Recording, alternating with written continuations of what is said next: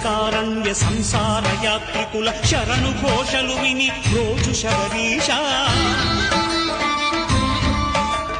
పాపాలు దోషాలు ప్రక్షాళనము చేయు పంపానదీ తీర ఎరుడే నివాస నియమాల మాలతో సుగుణాల మెట్లపై నడిపించి కనిపించు